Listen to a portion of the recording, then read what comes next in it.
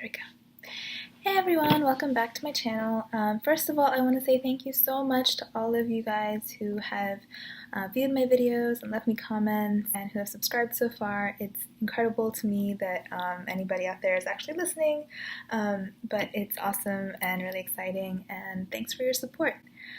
So today I wanted to do something of a little bit kind of more free-flowing type video, something not quite so structured. And I wanted to talk about things that I still struggle with in recovery. It's kind of tempting and kind of glib of me to be giving all these tips and talking as though I don't struggle with anything anymore, when definitely I do. Recovery is never a final destination. You kind of have to keep working at it. There's always a little bit of a fear of backsliding or relapsing, which is not a bad thing because those things happen and it's not it's no failure, there's no shame in that, but there is kind of always an element of self-awareness once you've had an ED or disordered eating to try to maintain and improve your relationship with food and with your own body image as much as possible. So with all that said, I just wanted to just share and be a little bit more open about things that I still feel like I'm working on in my recovery. So the first thing I still struggle with and that I don't feel like is entirely healthy or normal is calorie counting. Now, I know a lot of people do this and they have a completely fine relationship with food, and it can be a very effective dieting method. It can be a really helpful tool, but for me, it's something that I've done for so long. I think I've kept track of all my calories since like college, and at this point I do it really automatically. I kind of know how many calories are in things that I routinely consume. And if I don't, I do still look it up. I don't have to do it right then at that meal, but at some point in the day I will think it over and reach a total. And I realize that sometimes it's wrong or I'm just estimating if I'm eating out or anything like that, but my mind still has to come up with a number. Even if I tell myself that like it's my birthday or it's Christmas or whatever, and I purposely don't count during the meal, I find that the next day or so I still find myself trying to figure out how much it was. Kind of related to that, I still also try to hit a net even calorie balance for the day. I have an idea of how many calories I burn at a resting state given my basal metabolic rate, and then I have an idea of how much I burn if I exercise or anything, and then I try to eat no more than that amount. And again, this is like something that you might be encouraged to do if you are starting a new diet plan or a weight loss journey, and that's fine, but I have been doing that for years. And I don't really know why I do this because it's not terribly predictive of anything for me, because I know that I don't think I count that accurately. I think I count my calories in pretty accurately, but I don't count my exercise that accurately because some days I'm just on my feet a lot more and I don't calculate that in. And there's definitely always other kind of fluctuations that affect your basal metabolic rate, like how tired you are and how hydrated you are, and like whether you're cold, and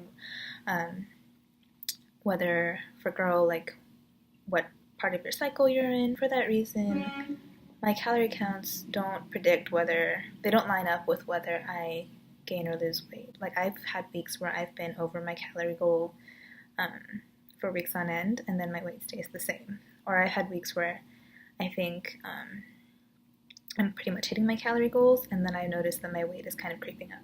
And neither of those things is actually that distressing to me anymore, but I still need to keep counting. That's the weird thing. Another thing that I do is being scared of stepping on the scale.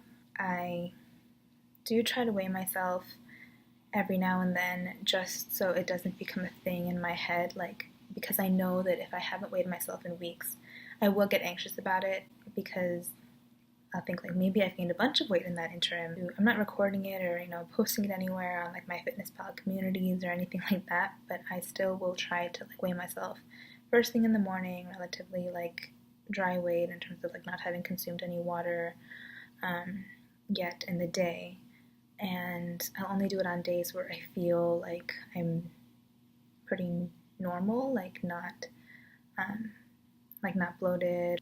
The week right before my period, I won't weigh myself. It's almost like the scale is like a judgy person, and I don't go see it unless I'm feeling pretty good about myself. Another thing I do is still being pretty uncomfortable eating in front of others. And I've gotten better at this in terms of eating like at a restaurant or at family meals. I can kind of put that aside and get in a headspace like I am enjoying the company of other people and enjoying the conviviality of like sitting around a table. So I can do that, but then sometimes I'll be like looking forward to having a snack on my own, like whether it's like a peanut butter sandwich for a study break or anything kind of small and little. But I realized just recently this week that like if I'm having that and my husband like comes in and wants to like, hang out or like chat while I'm having the snack, I definitely didn't feel like I could enjoy that because I still really like eating alone and eating privately. It is kind of scary for me to share this stuff because so far I am still trying to keep my channel, like I want to reach people and I'm having a great time making the videos and finding it really rewarding to like connect with people. But I also am really nervous about it somehow like having someone that I know stumble onto one of my videos, just because my immediate family, namely my parents, do know that I've struggled with my eating, but I haven't also told them that much detail about it. And a few friends also know, but the internet is random. So I definitely don't want just kind of casual acquaintances being like, no, that's that girl that I had like that one class with way back when, and like now she's pouring out her heart on YouTube. So I'm sort of dipping my toe into being open about what's going on like right now for me, but it definitely is still a part of my goals for myself to continue to get more comfortable with myself, with food, trusting myself more and my body more, and kind of moving more towards like intuitive eating. I think I've been in a mode where I've been more trying to cope with it and just kind of live my life without it getting in my way too much. And now I feel ready to more like turn back and kind of confront it and just try to get to a new level of recovery and health. So thanks again for watching, and I will talk to you guys all again soon. Bye!